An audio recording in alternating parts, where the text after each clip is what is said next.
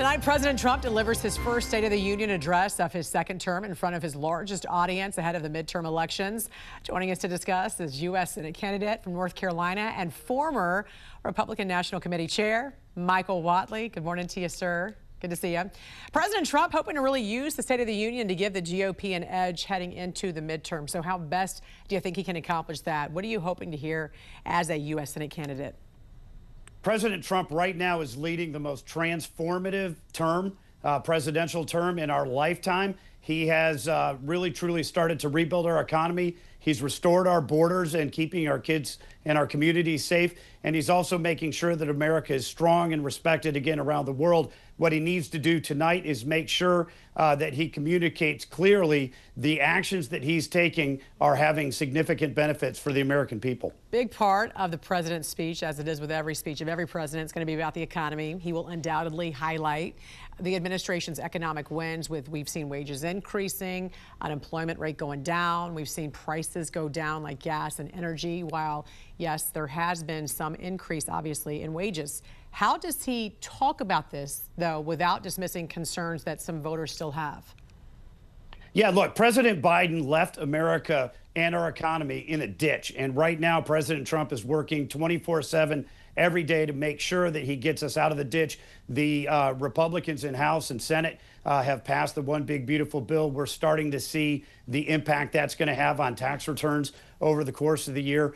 President needs to talk about his tax policies, his trade policies, his regulatory policies, and how they're going to benefit the American economy by creating jobs and raising wages and bringing down prices.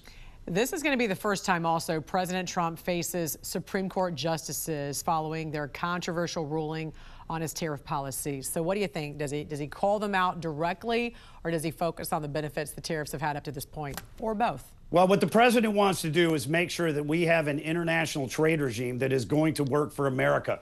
The Supreme Court ruling is what it is. The president is going to find other avenues to make sure that we have trade policies that are going to help our manufacturers, our small businesses, and our farmers. We know some Democratic lawmakers plan to boycott. They plan to not show up at all and hold their own address, so to speak. And there are also some who could perhaps try to disrupt the president's speech, like we saw with Congressman Al Green. Virginia Governor Abigail Spanberger, meantime, will give the rebuttal to President Trump's State of the Union address. So what do you think about this pick of Spanberger? Does that tell you where the Democratic Party is headed? Well, look, I think the pick of Abigail Spanberger to supply the rebuttal tonight really sends two signals. The first is that the Democrats know that they cannot win on their agenda. They have absolutely doubled down on the same failed agenda that they ran on in 2024, open borders, inflationary spending, high taxes, a weak, woke America. And Abigail Spanberger is the standard bearer for that policy right now. She also did not run on those issues. We know that the Democrats' agenda is not popular with the American people, so she ran on being a moderate. Joe Biden ran on being a moderate. Kamala Harris tried to be a moderate, and then they ruled from the left, right? My opponent, Roy Cooper, ran two different races for governor, saying that he was a moderate and then ruled as a leftist. He is trying to do the same thing right now. The Democratic Party understands the American people do not support their agenda, but they're not going to walk away from it. U.S. Senate candidate from North Carolina and former RNC chair Michael Whatley. Great talking to you this morning. Thank you. Tonight, President Trump will be delivering the first State of the Union address of his second term. Voters, of course, listening closely for his message on the economy, affordability, foreign policy, and national security. Joining us now with a preview of where voters stand on these key issues is Scott Rasmussen, president of RMG Research. Good morning to you, sir. Before we get into the numbers, what do you hope to hear from the president tonight? And based on what voters are telling you, what are the must-hit themes in his speech? Well, let's start with the basics, Jan. Only 42% of voters, even though the president is giving a State of the Union address tonight, only 10% are planning to watch. I think one of the issues is the president is so much of a presence in our media cycle that this isn't all that unusual. Having said that, voters are going to be looking, especially those who live in the political bubble, for a plan to make the economy better. Not for a statement that it is better, but a plan to make it better. And perhaps, secondly, President Trump has a higher capacity for chaos than just about anybody. Yeah. Voters are a little tired of it. Maybe they're looking for a way to dial down the chaos a bit. Let's take a look, speaking of the economy, at how voters are feeling about their own finances. 28% believe they're getting better, 29% believe they're getting worse. That's equal there. However, I thought this number was very telling, Scott. 41% say their finances are good or excellent. So what does that tell you about the mood of the country, and what does the president need to say to reassure voters who aren't feeling this relief that, look, it is getting better? We are turning a corner. What is he going to do? Well, the first thing we need to do is acknowledge how far we've come. 28% saying their finances are better, 29% worse. Those aren't great numbers, but just before President Trump won the election in 2024, the numbers were much, much worse. Only 25% said better, 41% worse. The trend in these numbers, this is the most important determinant of how the midterms are going to turn out. So the people want to hear something that says there's relief coming down the road. But ultimately, what really matters is how do people actually feel about their personal finances this summer? No matter what the president says, if they're not feeling it, it doesn't matter. So it's all about the closer we get. People's memories are short, as we know.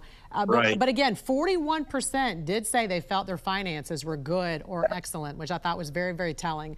Another poll digs into how stretched Americans feel right now. In fact, household budget pressure when it comes to this. 48% says all their money goes to living expenses. 46% say they can set aside money for savings. Nearly half of voters say every dollar is going toward basic living expenses. How much of tonight's speech needs to focus squarely on affordability and the cost of living?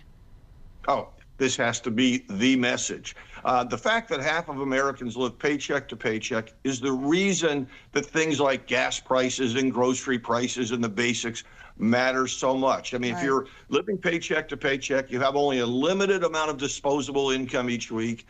Gas prices go up, you have less to spend on groceries. Grocery prices go up, you have less to spend on gas.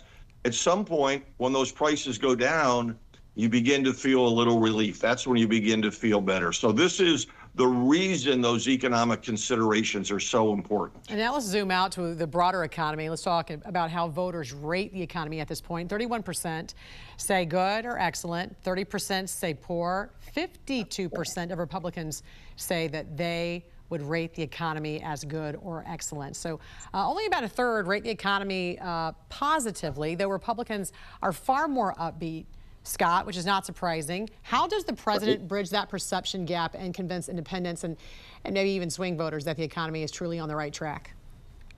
Well, again, the trend is moving in that direction. Another measure that we have, only 30% of voters now say the U.S. economy is in a recession. That's way down from before the president was elected. It's way down from a month or two ago. So the trend is moving in that direction.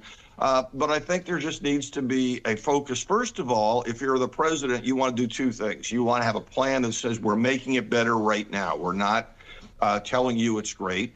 The second thing you want to do is if people begin to feel better about those numbers, you want to absolutely connect your policies to them. The reason you're feeling better about your finances is X, Y, or Z.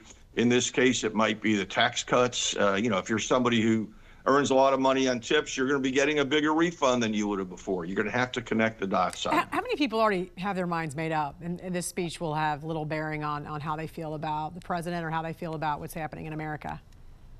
Jan, 85% of voters already know who they're going to vote for in 2028. They're either going to vote Republican or Democrat. It is these swing voters who matter. They're the ones who are disappointed with both parties. They're not really inclined to believe political leaders. They want to see results. We talk about that as a small number, but if the number of people who believe that their finances are getting better go up 5 or 10 points, it's huge. Yeah, you're right about that. Let me put it in perspective for you. In 1983, I'm old enough to remember that. You're obviously not. But in 1983, the polls showed that Walter Mondale was going to beat Ronald Reagan for re-election. Ronald Reagan won 49 states.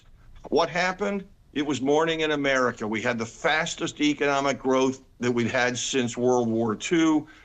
The economy changing, the perceptions of the economy changing can change the mood politically in ways most people can't imagine. Yeah, and in this case, it could happen right before the election or on election day. Scott Rasmussen, Right. president of RMG Research. Always great to talk to you, sir. Have a good one. President Trump is getting ready to deliver his first State of the Union address during his second term. This comes after a whirlwind of a first year back in office packed with tariffs, deportations, peace agreements, and more. Let's go to Emma Withrow from the Fact Check team. A lot that happened in the past year when you think about it, really, Emma. And I'm sure as we preview the State of the Union, immigration is going to come up. Absolutely. Yeah, we can expect President Trump to really lean heavily into his actions when it comes to, like you said, immigration, border security, economic nationalism with those tariffs, and also foreign policy strength, all big themes that have really defined the first year of his second term.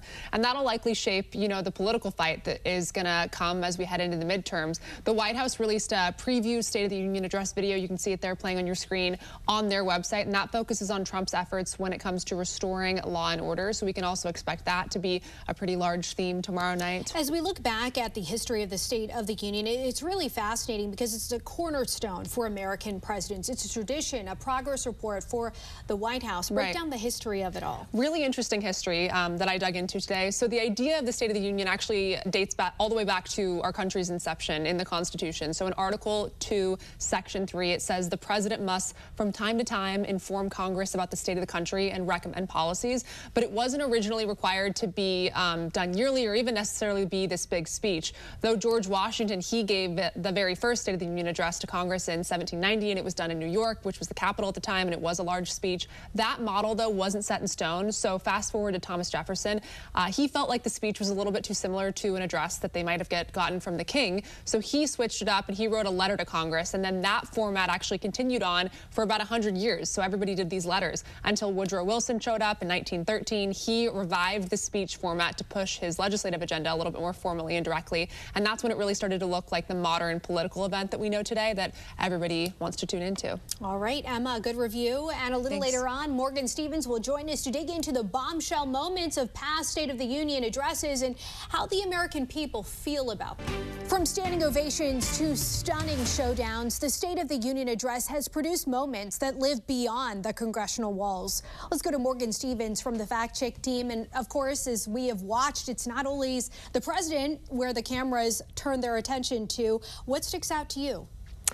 Dee Dee, I mean, the most recent one that comes to mind is that now infamous moment in 2020 when former House Speaker Nancy Pelosi ripped up Donald Trump's speech. But it's far from the only one. Joe Biden got booed on every State of the Union by GOP House members and heckled by Marjorie Taylor Greene. And now rewind 15 years and we have Barack Obama getting interrupted by Congressman Joe Wilson yelling, "You lie," while the president spoke about his immigration policy. Back then, pundits called Wilson's outburst an extraordinary breach of decorum. And even further back in 1982, Ronald Reagan began the tradition of seating a guest with lawmakers when he brought government employee Lenny Skutnik, who rescued a plane crash victim after a plane landed in the Potomac River. So it has been filled with political theater as well, as we know. I'm curious, what do the viewership numbers look like today?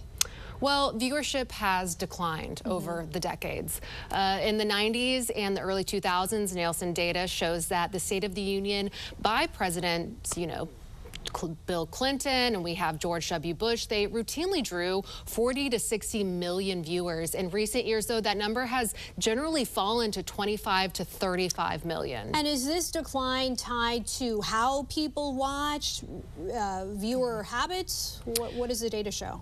Right, and it's really difficult to say. I mean, if it's because maybe it's a loss of interest or if people are just really watching differently now. We know that traditional broadcast media and cable news viewership has splintered because they're tuning into, YouTube or streaming or even social media. Yeah, exactly. To your point, how people watch is evolving as well. Morgan, thank you. And for more on this Fact Check Team topic, including links to their sources, scan that QR code or visit thenationaldesk.com. President Trump will deliver his first State of the Union address of his second term to a joint session of Congress next week. He's expected to talk about the economic recovery, where new numbers do show inflation easing, wages rising, and more Americans now heading back to work. Joining us now to discuss this and more is the Special Assistant to the President and Senior White House Deputy Press Secretary, Kush Desai. Good morning to you, sir. Great to see you. Morning. Thanks for having me on. We're already seeing some Democratic lawmakers who are planning to boycott and hold their own left-wing rally, and other Democratic lawmakers who are plotting a staged walkout and perhaps create a spectacle. What is your message to those Democratic members of Congress this morning? It's not particularly surprising that Democrats are going to boycott and not listen to what the president's address. I think you're going to hear a lot about what the president has done over the past year to deliver real economic relief for the American people. You just saw in the last couple of weeks a slew of new economic data, from the Dow Jones Industrial Average hitting 50,000 to inflation cooling to a jobs report showing 170,000 private sector jobs being added. So it's no surprise that Democrats don't want to hear this good news and don't want to hear about what the president continues to focus on doing to deliver even more relief for the American people. We know the economy is going to be a central theme, as you mentioned. The numbers tell the story. We're looking at 2.4% year-over-year CPI, down from the 3% rate the administration inherited, while private sector wages are outpacing inflation at this point by nearly $1,400 annually. So what's driving that turnaround, and how significant is this moment, Kush, for working families? Sure. Look, it absolutely is significant. I mean, again, you pointed out how real wages for the past year are up $1,400. That means roughly half of the $3,000 or so in real wages that Americans lost during the Biden era has been recouped in record time here in just 1 year. Obviously, that means there's still much more work to go, but we're very confident that as the president's policies continue taking effect, as our rapid deregulation, as our historic tax cuts, as our most favored nation drug pricing deals continue taking effect, we're going to see even further relief for the American people. And we're going to see that last $1,600 that Americans lost during Biden be recouped, and then beyond that. Also, too, we are seeing this huge fall of energy prices. I mean, we're seeing year-over-year energy costs coming down. Gas is down tremendously, 7.5%. This is all despite a spike, as we know, in natural gas during the unusually cold January we just had really across the country. So how much of this is policy versus global market forces? It's almost entirely driven by policy. Look, the president had a very clear campaign pledge to drill, baby, drill. And that's what this administration has focused on doing since day one, when the president signed a slew of executive orders to slash regulations and slash burdensome red tape that the previous Biden administration had put in place on the oil and gas and coal industries. The fact that we've seen natural gas and oil production hit all-time highs under this president in the last year are indicative of how this agenda is really shoring up energy affordability for American families and businesses. Yeah, and on the jobs front, we did see January blew past expectations, went up with 172,000 new private sector jobs. Unemployment also ticked down to 4.3%. So we've got 42,000 fewer government jobs. And yet, prime age labor force participation right now at its highest level since 2001. So this is really, the kind of labor market restructuring the president envisioned, growing the private sector while shrinking Washington and draining the swamp. The administration is calling this a golden age. What should Americans be watching next to reassure them that this momentum is here to stay?